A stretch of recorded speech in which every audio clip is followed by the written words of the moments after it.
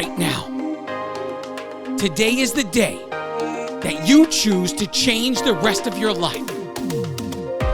It is time to turn your setback into the greatest comeback story ever told, and nobody is more capable than you.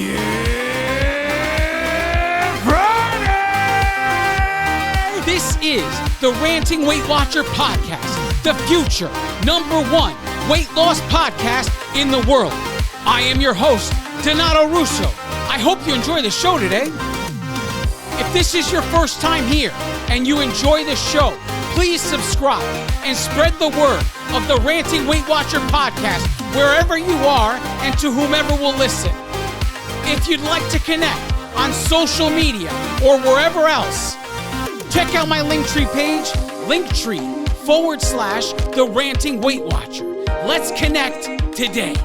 Hello, everyone. Welcome to episode 157 of the Ranting Weight Watcher podcast. If this is your first time here, welcome to the show.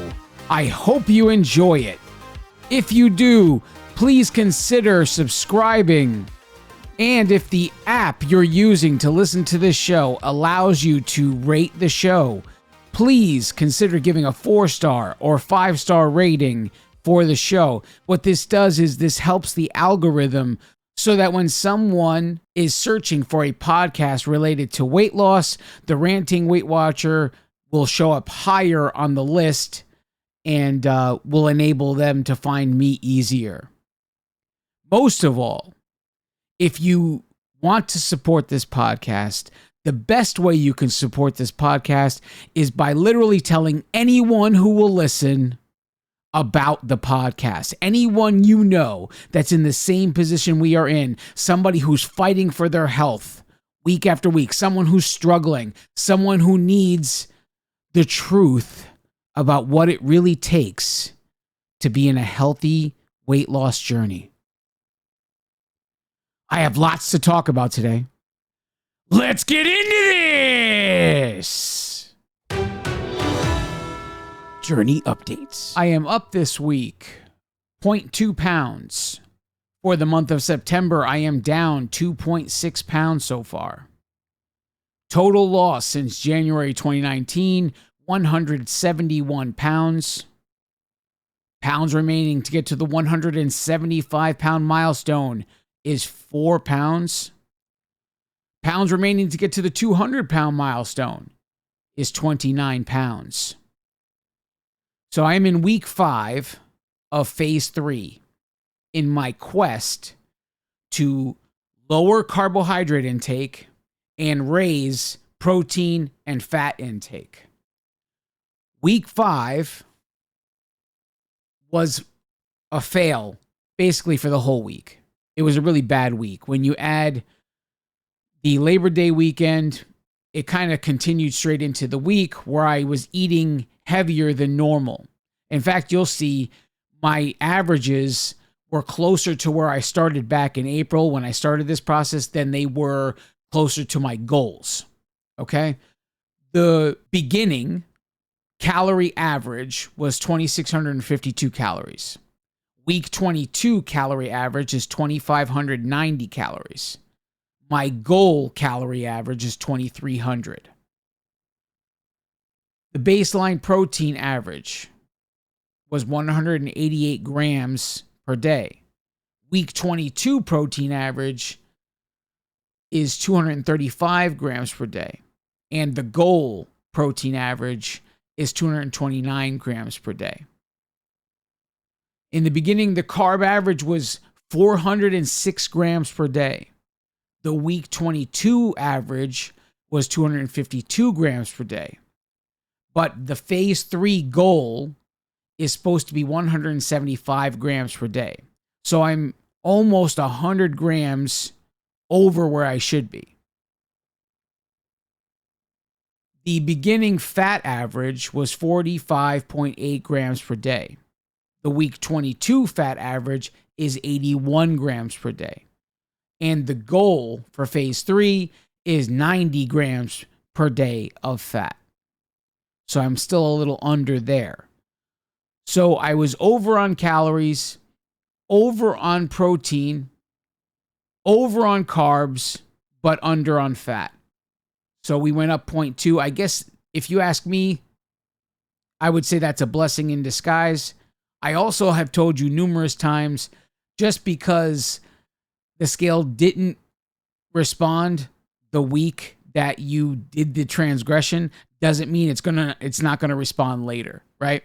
So the corrections have been made. I'm back where I should be for this week, and we move forward. And that's all you really can do.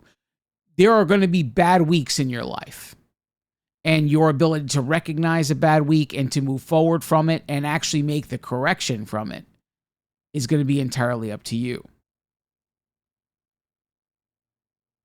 I want to talk a little bit today about some of the really, really hard moments in my lifetime in regards to my health.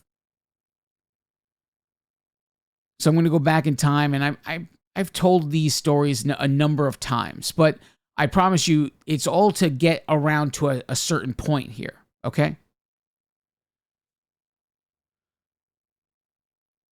In my 20s, my obesity was at an all-time high. And it got to the point where I was pushing myself into a life or death situation.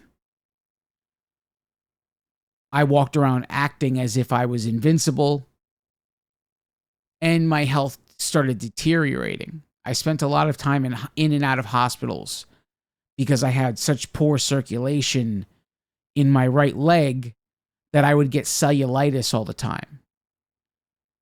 But the scale continued to go up. I didn't change anything about the way I was dealing with life. I just kept going in the cycles I was going in because in my mind, food is what made me happy. And it was just that simple. I had deluded myself to believing that it was what was necessary to make me feel happy. The scale climbed and it climbed and it climbed. And in those days, I didn't know. I wasn't actively stepping on a scale. I was so heavy that we didn't own a scale that I could step on in my home. So I only knew how much I weighed when I was in a hospital or in a doctor's office. That was the only way I knew. Things got really, really bad.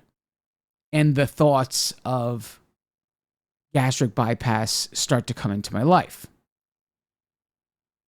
There were recommendations of see this physician, see that physician, all these things. I start, exploring. I end up choosing a physician in White Plains, New York, by the name of Dr. Homan. The first time I walked into his office, there was the first really, really hard moment. Until you face the truth of any situation, you can live under whatever delusion you allow yourself to live under. We do this in multiple ways. It doesn't have to just do with the scale. We tell ourselves, like, I know what a cup of this looks like. I know what a pound of that looks like. And we delude ourselves into thinking that we know without having to break out tools what something looks like. All of this is guided in delusions and laziness. Because the reality is we over or underestimate in everything. We underestimate what goes in our tracker. Because when you really start facing the truth, as I have recently with looking at things on a macro level, you start to realize of how many delusions you actually believe. You start to realize that really quickly. And, throughout the 80s and maybe even the 90s, there was the whole idea that a calorie is a calorie. And it didn't matter what kind of food the calories came from, that the simple way to lose weight was calories in, calories out. They totally disregarded the nutritional aspect of food. They got a bunch of people in this world to believe that it didn't matter what you put in your mouth because they're all calories. I've told you numerous times that I've compared the body to a car's engine. You can feel like putting gasoline in the car, but the car needs oil. What do you think the car is going to do? It made you happy to put gas in the car, though. You could feel like putting a new battery in the car, but the car needs new tires. What do you think is going to happen when you do what you feel like doing? At some point, maybe not right away, the car will stop running because you kept doing what you felt like doing versus what was needed to be done. The body is very much the same way. Because we've been told by such professionals in this world that a calorie is a calorie, we've lived under delusions because these professionals told us this, that the calories from essentially Doritos is exactly the same as the calories that come from grilled chicken. And that the nutritional aspect of whatever nutrients come from grilled chicken have absolutely nothing to do. As long as you stay below a certain calorie intake, you'll lose weight. I'm sure this is true. I know it to be true because when they gave me gastric bypass, when I stepped on that scale, I faced that hard situation in that surgeon's office. I saw that my weight was higher than it had ever been, higher than I ever dreamed it would be. My delusions ended that day as to how big I actually was. I stood on that scale and I was 460 pounds. All the delusions were gone.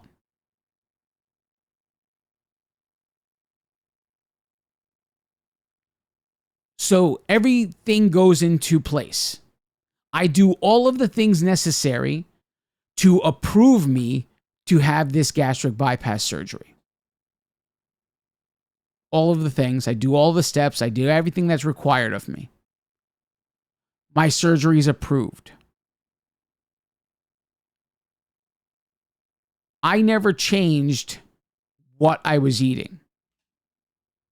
The foods I picked once I was all healed up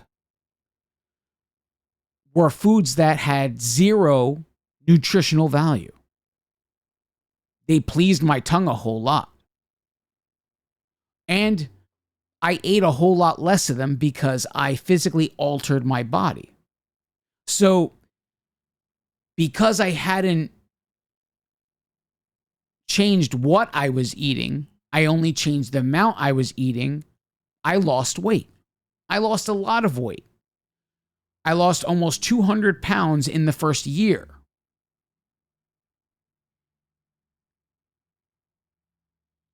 Whatever you get away with only lasts so long. So the delusions I lived under, because I never made these corrections, eventually came to an end. My body didn't receive the nutrients it needed. And now, knowing what I know now, I also know that during that time, my body was taking those nutrients from the muscle that was already in my body. And the overwhelming majority of the weight that I lost at that time was muscle, not fat. A year later, 183 pounds lighter, I could honestly tell you I lost more muscle than I lost fat. Because when I was eating post-op, I was eating a whole lot less food. And on top of eating a whole lot less food, I was eating food that had almost zero nutritional value. So my body sought the nutrients it needed in other ways, making me worse off a year later on a body fat percentage level than I would have been had I done things the right way. Still, the behavior doesn't change. And now, because my body reaches the point where, I'm sorry, can't lose any more weight, not unless you start changing how you eat, I start blaming the lack of success on a plateau, using all kinds of words that explain away why the scale is no longer moving. That only worked for so long, because eventually the scale started to creep upward. And even though I was eating much less food, because I didn't change what I was eating, the scale climbed. And I allowed myself to live in delusions that I wasn't gaining weight. And I did that for 15 years. Now, many times during that 15-year time period, many of the friends and family and whoever else had something to say about how I looked, because it was obvious I was gaining weight. There was really no denying it. And I explained it away, and I said, no, I'm the same way I was. I'm just in a plateau where clearly you could see the size difference. So 15 years later, 2019, I had to face another hard truth. Another one of the hardest moments of my life. And that was the realization that I probably was as close to being back to having gained all of the weight as I ever would be. There was no longer any denying it.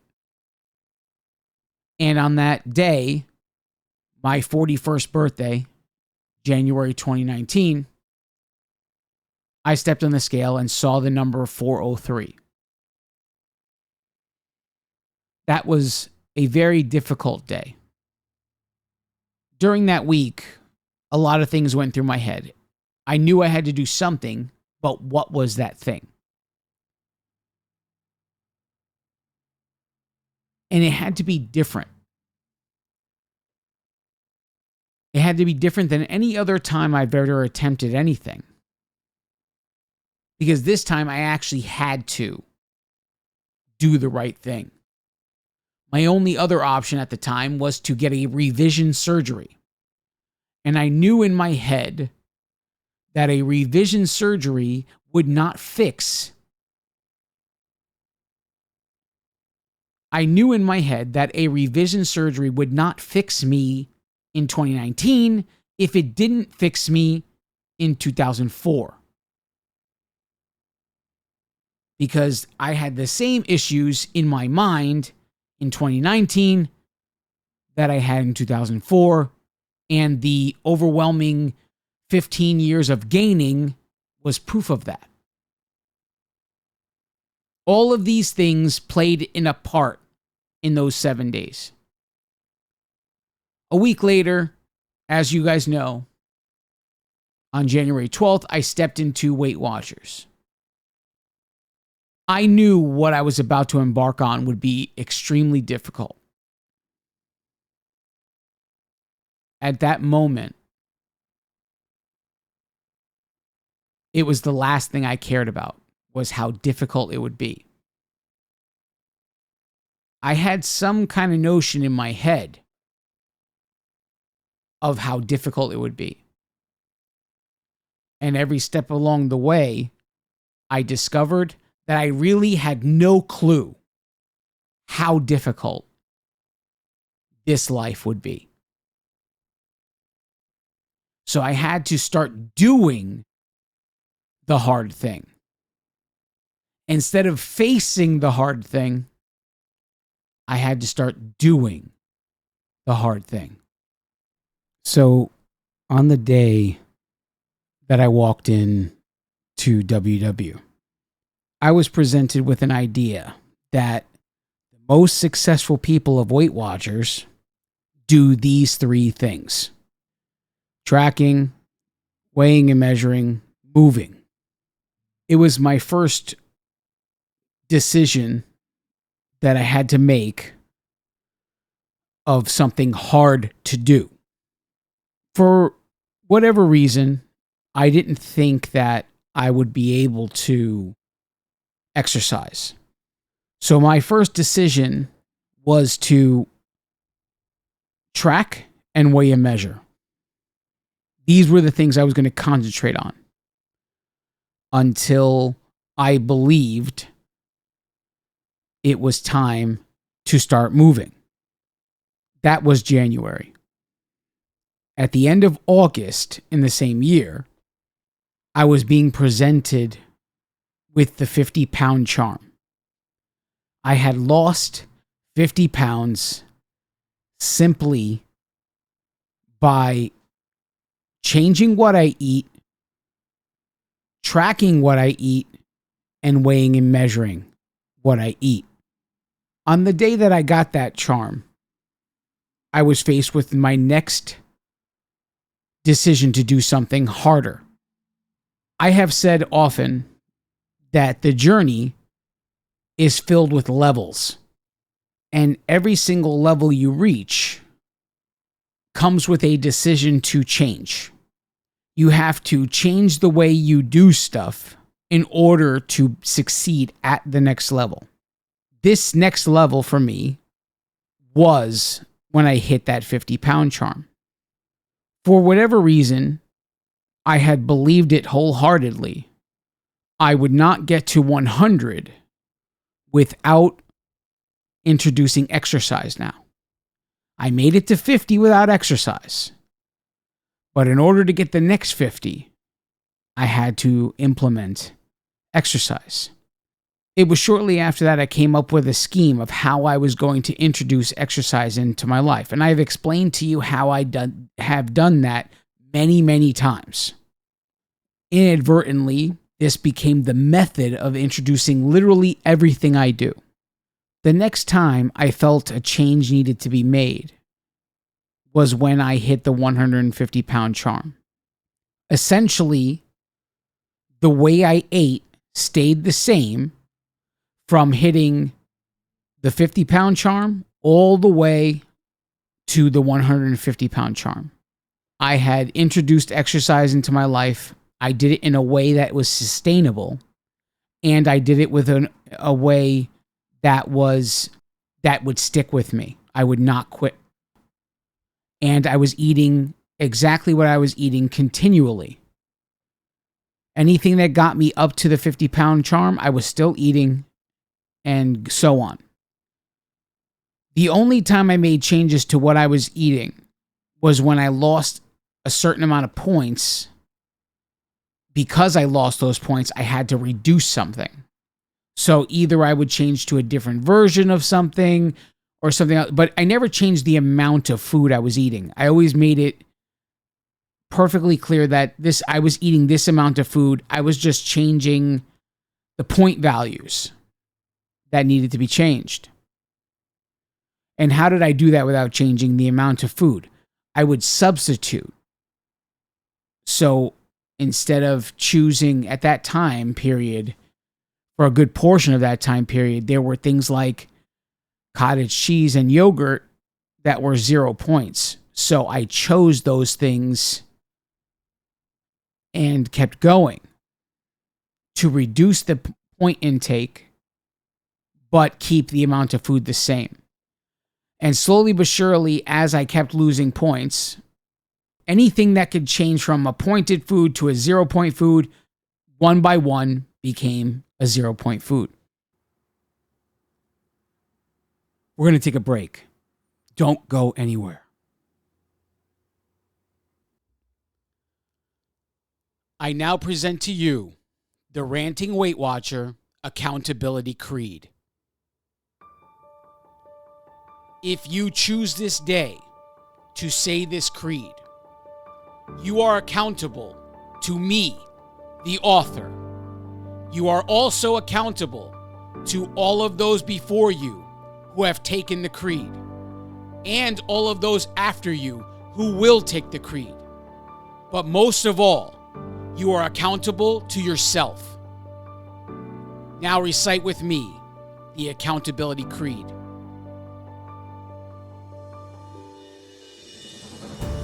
Nothing can stand in my way because I choose to be unstoppable. My challenges crumble in my presence because I choose strength when I am weak. My insecurities have no power over my life because I choose confidence in the face of fear. I own every last one of my mistakes because I choose growth over mediocrity. The mirror and the scale are powerless because I move forward in spite of the result.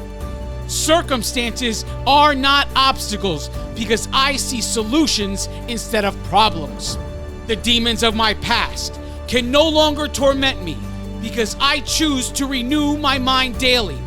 All things are possible as long as I believe, because if God is for me, who can be against me? This is the creed I declare each day. It is about what I do, not what I say. I will learn the work that needs to be done. I will never stop, even when I've won. I will work consistently, no matter the cost. I refuse to believe that all hope is lost. I will work when I want to. I will work when I don't. I will work when they are cheering. I will work when they won't. I will work when it's easy. I will work when it's hard. The atonements that I've made are made with no regard. I will work when it's cold. I will work when it's hot, because choices have consequences, justified or not. When I think I know it all, I will start back at one, because regardless of what I think, the work is never done.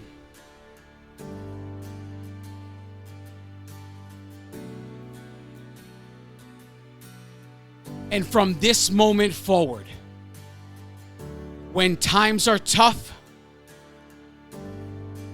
I choose to believe that I am enough. And we are back. Thanks for sticking with me. When I hit the 150-pound charm, I didn't realize it right away. Like when I hit the 50-pound charm, I knew right away that I had to make a change in my life and introduce exercise, or I would not achieve much else. But when I got the 150-pound charms, I didn't realize it right away. And I spent 10 months going up and down for between 149 pounds lost and 155 pounds lost. Up and down, up and down, up and down. Because I didn't realize it. It took me randomly looking back because I wanted to see when it was that I achieved the 150-pound charm. That was in June. So April of this year, we're 2 months away from it being a full year that I was at the 150-pound range and had basically lost nothing. Because I'm wanting to know when I got the 150-pound range, this is when I discovered I had basically been maintaining for a year. Now, many of you would say, wonderful, you learned how to maintain. You can say, I learned how to maintain if I could honestly say I could replicate what I did. I can't honestly say I can replicate it, so I will never pretend that I know how to maintain. Even if I went to the higher averages before I started making this transition back in April, I don't know that that would cause me to maintain. Now, because especially I've lost additional weight since implementing these ideas.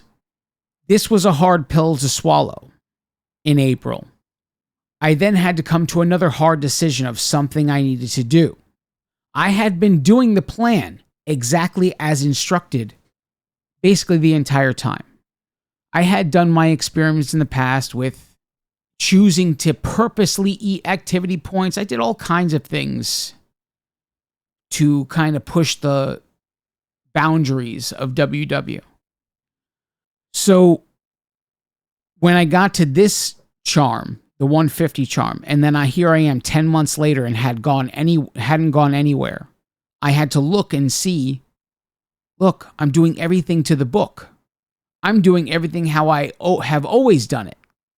And this is when I realized something needed to change. Something needed to evolve in order to get to that next level. And I had a hard decision to make. But I didn't know what decision to make. And I'm not into guesswork. I'm sure you guys know that if you've been listening to me for any amount of time. I hate guessing my way through anything. Every choice I've ever made from the beginning of this has been thought out methodically and implemented in a way that I can gauge success. Literally every step of the way. Except now, I didn't know what to implement. I didn't know what to do. I wasn't sure of anything. I couldn't see a way to change except to decrease the amount of food. But I was within points. This is when I began to say, maybe what I need is knowledge, not changing the food until I have knowledge. And I decided to read Unlock Your Macrotype. When I finished the book, it became a plan to implement the book's teachings. The book recommends a certain recipe of nutrients for anyone's body. Anybody who reads the book is geared toward women. I fully believe that every woman on this planet should read that book. There's a lot of talk of menstrual cycles. There's a lot of talk of hormones. There's a lot of talk of so many things that might help you guys get through whatever difficulties you get through. But I read it anyway. I read it because I wanted to know about the nutrient aspect. The woman that wrote the book was concentrating on women, but that doesn't mean that I had nothing to learn from it. And essentially, I did learn from it. I learned that there is a belief that there are 3 different kinds of body types. And in addition to that, there are about 5 different kinds of macrotypes. Depending on which body type you had, you could fall into any one of those macrotypes.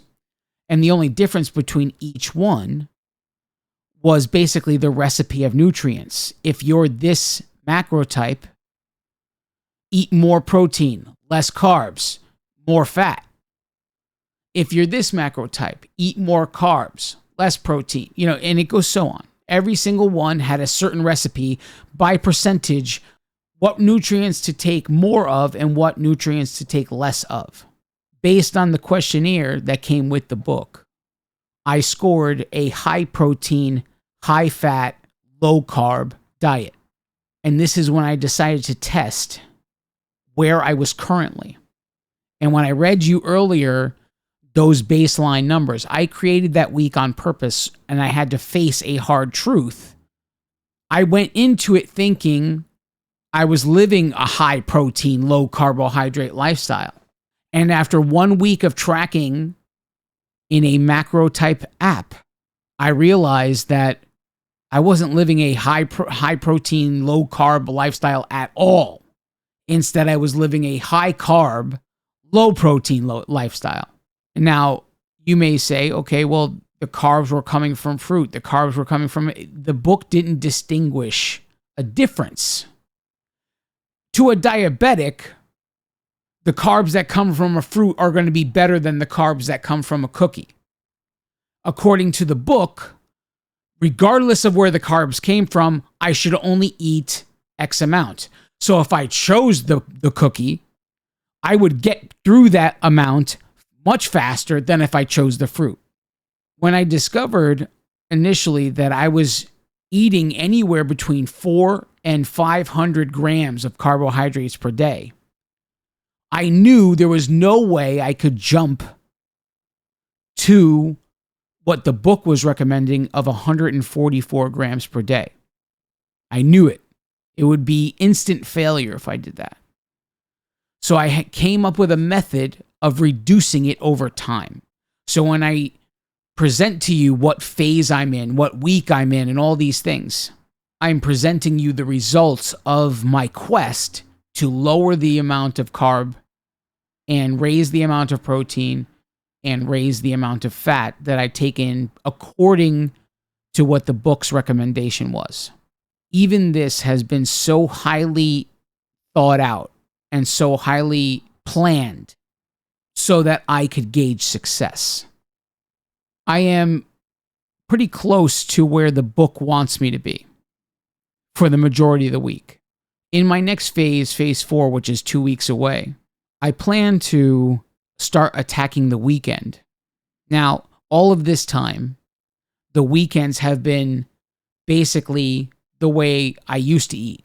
2,600 calorie average, higher carb average, and all those things. I left weekends alone. I just worked on the 5-day work week.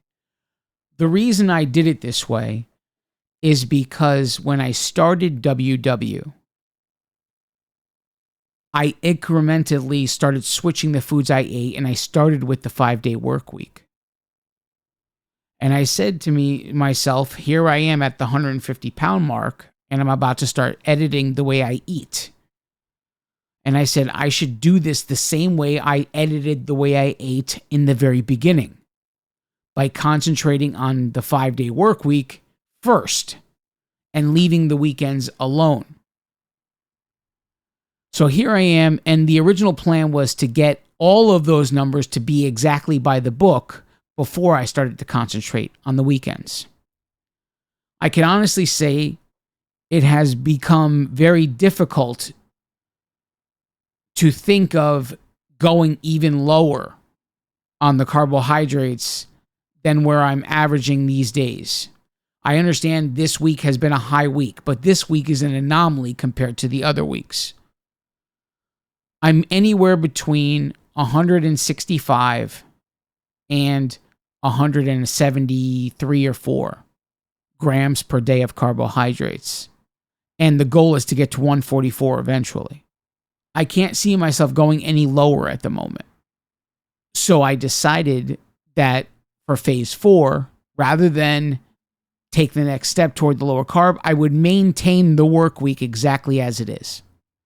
And I would start to attack the weekend. And I'm going to do 1 day of the 2 days.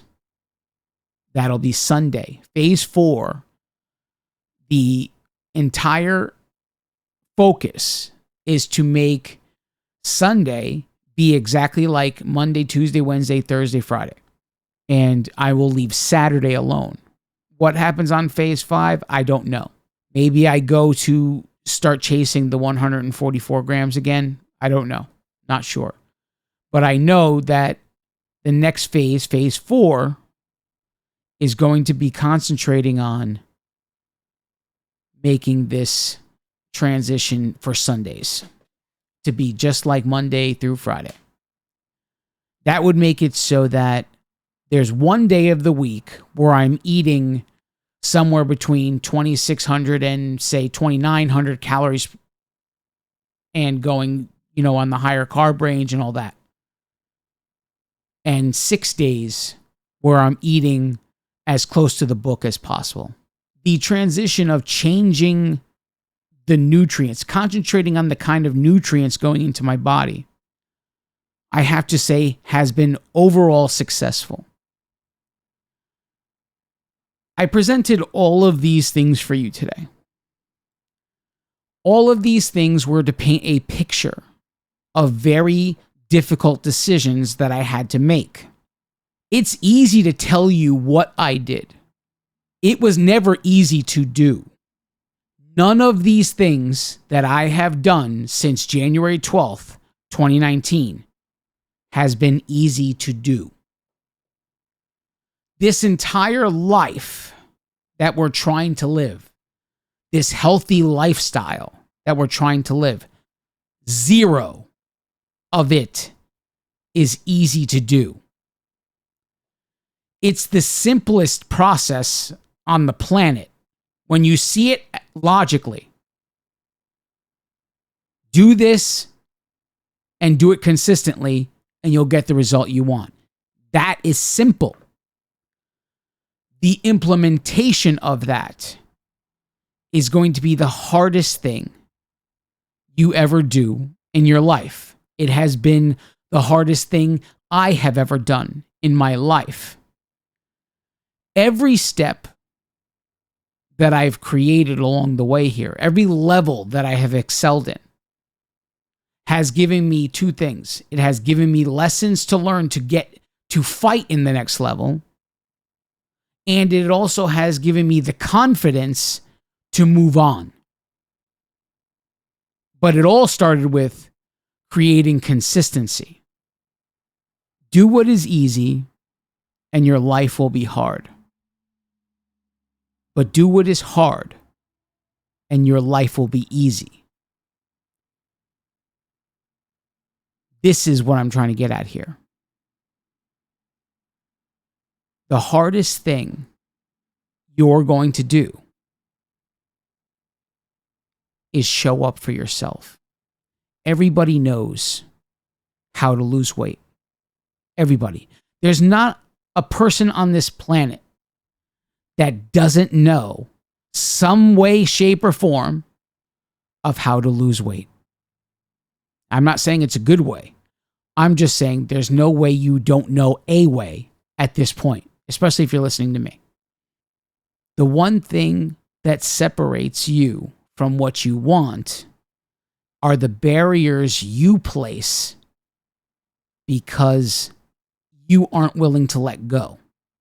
When I say let go, I'm not talking about eliminating food from your life.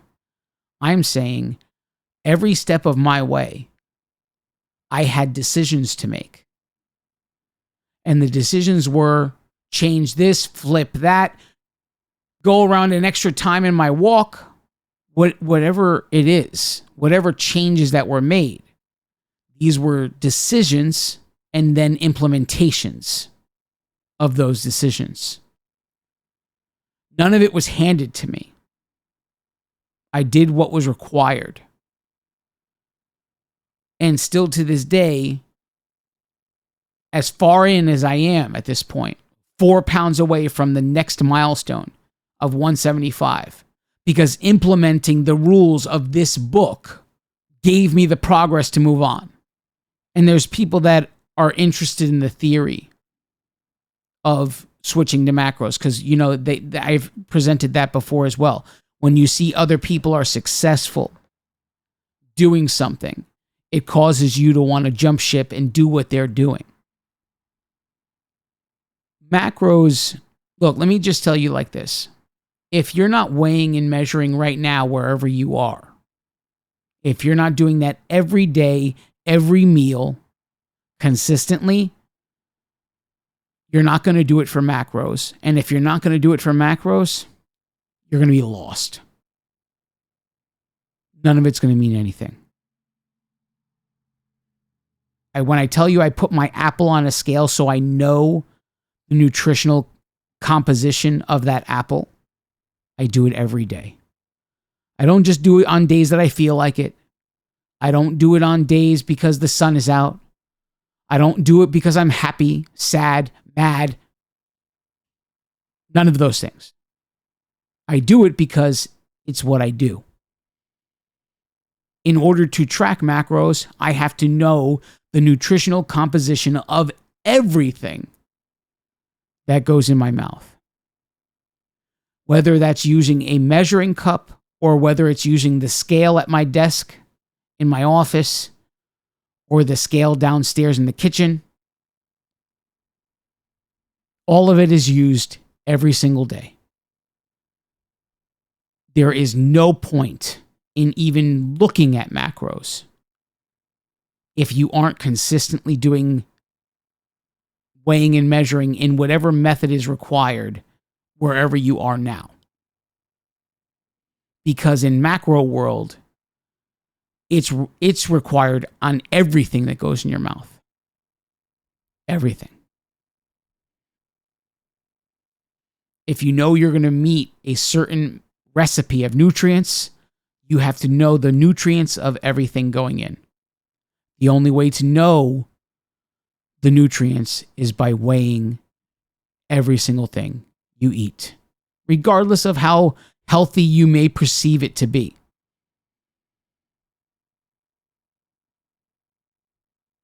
Showing up for yourself is the hardest thing you will do in all of this. Because showing up when you don't feel like it, showing up when no one's there watching and cheering you on, showing up when you don't feel good about yourself, showing up when shit is going on in your life, the healthy lifestyle you've committed to is the last thing you want to think about. It's all still necessary. And showing up for yourself is always going to be the hardest part. And it doesn't matter what day of the week, you have to wake up and show up for yourself every single day. No one can do it for you. I've said that 1,000 times, and I'll say it 1,000 more if I need to. Nobody can do this for you. Tonight, I found myself at an open house for my daughter's school. She's in middle school. I found myself in a classroom sitting at a student desk. And it kind of hit me all at once that when I was a student in middle school, I had to worry about getting to class quickly because there were probably only 1 or 2 desks in the whole class that I could sit in and fit. And all the other ones I would not be able to fit. But tonight, at 45 years old, I fit without hesitation. And this is all because one day I decided it was time to start showing up for myself. You see, there are 2 different kinds of people in the world. There are people that sit and wait for the motivation to get moving. And then there are people that get moving so they can get motivation. And each of these 2 people, you decide to be on a daily basis. Every single day you can be either one. And the choice is simply, are you showing up for yourself today or are you not? Are you doing what is hard or are you doing what is easy? That's the choice. I am here in this position that I could tell you that I sat in a middle school classroom tonight because I decided 4.5 years ago to start showing up for myself. All of the choices we've ever made, they are relative to your current situation. If you don't like your current situation in life, it's because of all the choices you've already made. And if you want to get to a different circumstance in life, you need to make some hard choices now to work for that in the future. That is the only way. You do what is hard now so you can live easy later. No one can make you do this. The choice is yours. Start showing up for yourself today. For once in your life, do what it takes, no matter how hard, no matter how difficult it is, and no matter whether you can fathom how to do it or not. Just do something. And if you can't figure out what to do, do whatever you know and then figure out the rest later. The important thing is take action for yourself, because only you can do this. Only you can fix your life. No one is coming to save you. It's time for you to take charge of your own bad choices. Make the hard decision to fix them so that you can live a great life. It's time to live the rest of your life and make it the best of your life. But the only person that can make this choice is you. And that starts with showing up for yourself right now. I love each and every one of you. God bless you all.